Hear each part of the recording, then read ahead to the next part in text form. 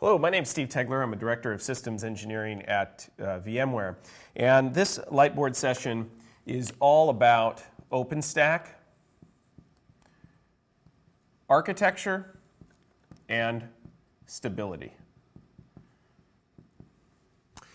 So before we talk about the OpenStack architecture itself and how I could potentially build a stable OpenStack platform to deploy for my developers to use, let's talk about the actual consumer of that cloud, which is the OpenStack developer. And so they're up here. Application, these could be developers and or owners. And what's unique about these individuals is that everyone is unique and the tools that they use are unique. So if we look at any given tool bag of an application developer, we've got maybe Jenkins, Puppet, Git, Chef, you name it. There's all these different tools that are available for that individual. And the idea is that that individual who normally uses those tools to actually deploy their application, what they're starting to understand is how they can actually use those same tools to actually deploy the infrastructure that those applications run on. And that is where OpenStack comes into play.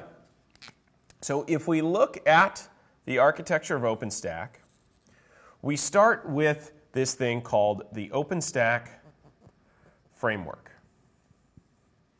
And the OpenStack Framework, the first thing it has is an API. And it is a vendor-neutral documented API. So that this individual with their tools can actually leverage that API and they get to make infrastructure primitive calls such that they can code in, they need a network, they need a virtual machine, but they fundamentally don't need to understand the infrastructure that this is all running on.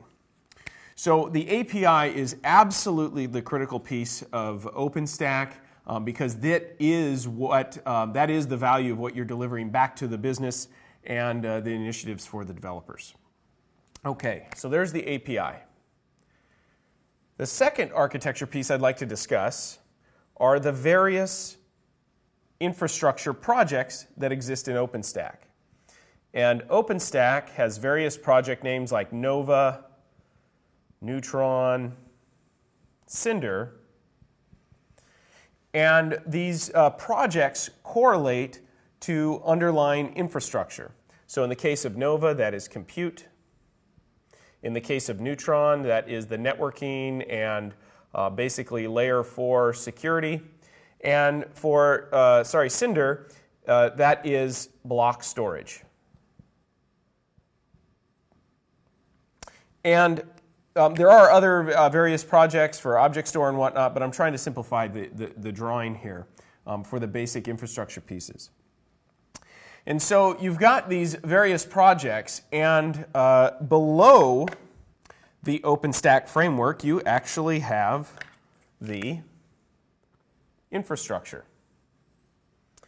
And typically what we see is we see some type of hypervisor, we see some type of software-defined networking solution, and then over here it could be a mix of either physical or software-defined storage. Okay. Now, obviously, if everything is software-defined, that gives you ultimate flexibility. So if I go down here to my actual physical layer for my servers and my network and my storage, okay. So this shows all layers of the stack. Okay. So the fundamental functionality that OpenStack delivers is actually an API translator. It has this generic API where the developers can actually make calls to deploy networks and virtual machines, but again, they don't have to understand the underlying infrastructure pieces, be it virtual or physical. So where does this translation actually happen, and how does it happen? Well, one of the key pieces is that each one of these different projects within OpenStack allows you to configure a different infrastructure component. So in the case of Nova, we end up creating or we end up having a plugin for my specific hypervisor. In the case of Neutron, we have a plugin, or driver is another term that's used, and there's a subtle nuance between the difference, but I'll just use plugin for this example. And then also another plugin for the storage option. And so in effect what happens, the call is made down here, I'll say create network. We will take this northbound API call and then we'll send that down to the Neutron service because it's network related. And the Neutron service will pass that call to the actual plugin. So that is either a technology or a vendor specific plugin. And that plugin is the little worker engine that's actually doing that translation and correlating that to the specific configuration call that needs to be done on that software-defined network to create a network. So, a part of OpenStack, I'm going to add in a couple more pieces here. So, OpenStack has basically a centralized database that runs that keeps track of all of this and all the configurations. So, I'm going to draw that in here. There are also some other services that live up here that aren't necessarily infrastructure related, like Keystone is one. And Keystone is responsible for authentication of users. Because as an API call comes in, all of these services end up interacting with each other. And in order to do that, we need a central authentication service to understand if Nova needs to talk to Heat or vice versa. Here, sorry, I didn't mention Heat. So Heat is another service that can run, which is blueprints or templates of entire infrastructure topologies. Okay, so there's a few other projects, but that's kind of the main pieces. Okay, so that is OpenStack generically.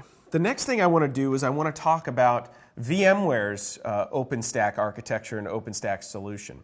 And so that is called VMware Integrated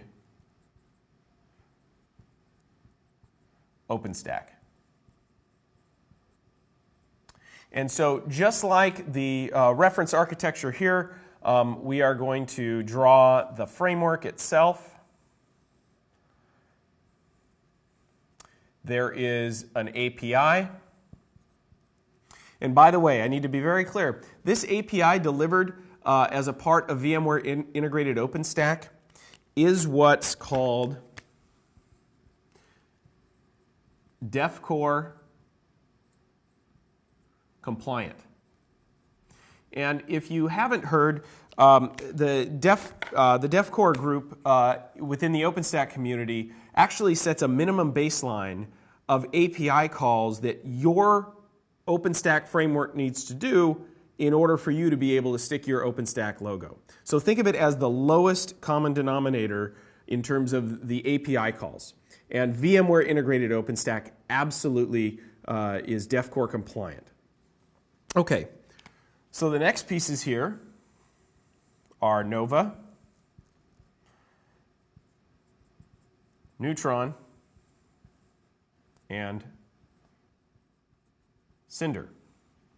Now, the interesting thing about VMware Integrated OpenStack is that we actually fix the type of infrastructure that you're allowed to use underneath our OpenStack framework.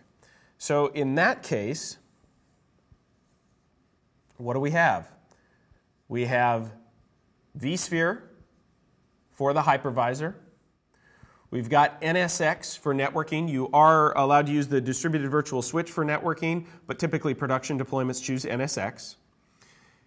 And over here, underneath the storage, we are allowed to use VMFS, NFS, or vSAN. So what that means is that you can use any VMware data store you want, any type of VMware data store you want. And of course, down below this is the physical pieces. Okay? So with that, let's go back to the framework. So if I am fixed in terms of the type of infrastructure I use, that means that my plugin up here will be the vCenter plugin. For NSX, I will have the NSX plugin. For Cinder, what we call that is the VMDK driver.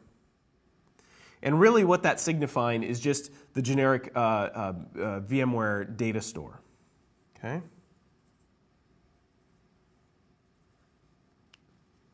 So certainly for VMware Integrated OpenStack, of course, we do have a database. We pick the reference architecture for OpenStack. We pull from trunk, so we do not have, this isn't some sort of proprietary forked OpenStack distribution. We're pulling from trunk for our distribution.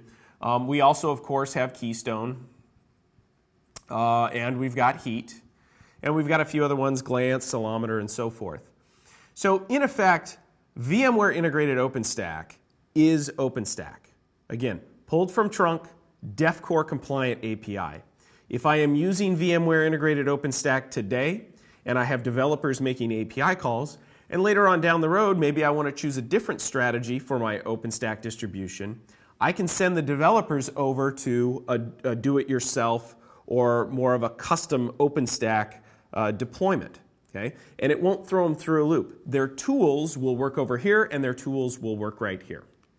So now that you understand the architectures between these two, you can see over here, just to compare and contrast, we've got all these different services. We can have potentially different technology, and then over here on the VMware side, it's pretty much a fixed architecture. So let's dig into this. So from a framework standpoint, over here, what do we have to, let's compare the frameworks first, because when we look at the stability of OpenStack, you really kind of need to break it up into the individual pieces, because we like to say that the OpenStack deployment is only as reliable as the infrastructure it's running on. So the first thing we need to do is we actually need to analyze the framework itself. Okay? So if we go over here to this framework, I can take this deployment, and this could be someone's distribution. Typically, deployments today are based on some distribution. And I have the choice of the individual technologies. So I'm going to go into that distribution. I'm going to load a specific storage driver. Maybe I'm going to choose vendor X for my Neutron driver, and maybe I'm going to use an open source hypervisor. So I can customize what technology I use, and in turn, I can come up with some combination of infrastructure technologies used. And just to give you an idea, in the OpenStack community, if you go look at the total number of plugins and drivers available, there are roughly 3,000 different combinations of compute, network, and storage drivers that you could potentially deploy as a part of your framework. So that's number one. The plugins themselves are customizable. The second piece is I can actually go into that framework and I can tweak the Python code. So it's open source. I can go in there and change the scheduler. I can tweak and tune as I wish. So over here on the VMware Integrated OpenStack side, though, we fix everything. Okay? So every deployment here is deployed with a single combination of infrastructure plugins. The best practices around the various projects are configured based on best practices that we've discovered. So if we take a look at the framework itself, over here we're fairly fixed configuration, but because we are fixed configuration, it is deployed the exact same way every single time. So what does that mean for the operator of this OpenStack cloud? When they call in to VMware and get support, when they get an engineer on the phone from GSS, that engineer knows that this OpenStack deployment looks fundamentally the same as any other OpenStack deployment. All the configuration files, the parameters, timeouts, those types of things are going to be the same no matter what the deployment. Okay? Where over on this side, if this individual calls in for support on that distribution, the support engineer is going to have to first understand which plugins they're using, have they made any customizations, and fundamentally that will just take longer from a support perspective because there will be a learning curve in getting familiar with this unique deployment. So that's the framework itself. You can see there's trade-offs here. We're fixed, we can't customize, but the end result is a more stable, supportable, and upgradable deployment. And then over here you have ultimate flexibility to do whatever you want, but in turn you have to live with the fact that you have basically built a snowflake. Meaning your deployment is unique. And so, again, when it comes time to upgrade, how can I ensure an upgrade will be successful if I start upgrading these different components, knowing that I'm the only one who has this exact configuration? Okay, so that's the framework. What's next? Basics, infrastructure. So from an infrastructure standpoint, we're looking at these two scenarios here. So over here, whatever hypervisor, maybe it's an open source hypervisor, open source software-defined networking solution, and maybe it's an open source storage platform. So if I think about that, not only do I have unique plugins up here, but the team that has to operate this not only needs to understand this framework, but they also need to understand this infrastructure underneath. They need to know how to manage it, monitor it, best practices around monitoring and troubleshooting, upgrades, patching. So if you look at this, I could probably get this up and running in a lab and get it all working. But the reality is I'm going to have to turn it over to an operations team. And are they actually capable of running this environment? And we aren't just introducing one thing. You're introducing the OpenStack Framework and 3 new infrastructure components under the covers. So they're having to learn 4 new technologies, and they have to make it all work together. So it's exponentially a difficult situation. Contrast that with VMware. Again, we say that you must use VMware infrastructure technology with vSphere, NSX, and of course, whatever VMware data store because you're using vSphere. But the net result of that is that we have, or probably OpenStack users have some vSphere knowledge internally. Okay? They may have NSX. If they don't have NSX, VMware has a whole slew of service, support, best practices. Just because you're using vSphere, NSX, and VMware storage technologies underneath OpenStack doesn't mean that the best practices of monitoring, troubleshooting, upgrading don't still apply.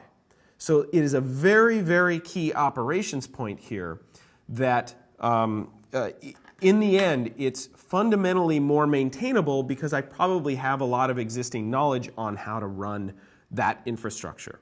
So the only thing new I'm doing is I'm layering the OpenStack framework on top. And its only job is provisioning the workload, not actually running it. When it runs on VMware infrastructure technologies, vSphere, NSX, and our data stores. And so finally, the last thing you need to think about is what about support? Okay? I alluded to it earlier in terms of the support in this, in that if I choose vendor 1 for the distribution, and then I choose vendor 2 for the hypervisor, and maybe 3 is open source, and 4 here, I potentially have 4 different support centers I'm going to need to call for help. And I think anyone that's worked with a complex system knows that if you have all these different touch points, and this is an interconnected system where there are dependencies on each other, you know that if you have a complex problem, there's going to be a lot of handoffs, a lot of finger pointing. So with the VMware environment, in effect, we own everything. There is a single 800 number for the entire solution. And so not only is it support, but also think about product management, engineering. So when you call us and if there's an issue, and maybe you can't deploy a virtual machine, and in turn maybe it's a vSphere issue, the person taking the call has direct line access to vSphere experts, and we own that product and we own the engineering. We can submit the bug and have it fixed. So hopefully this gives you a good idea of the differences in terms of a standard, call it stereotypical OpenStack deployment where I'm leveraging all open source and I have ultimate flexibility, which the perception is great that I have ultimate flexibility, but the reality is I build a much more fragile environment. If the end business goal is literally to service these folks up here and their tools, they only care about an API being up and running so that they can provision their workloads with their code. So wouldn't you rather have a more stable environment here that runs on proven infrastructure with best practices that already exist and years of knowledge and support at this layer, and introduce the OpenStack piece so they have a different consumption model for reliable infrastructure? Thanks for watching. Hope you enjoyed.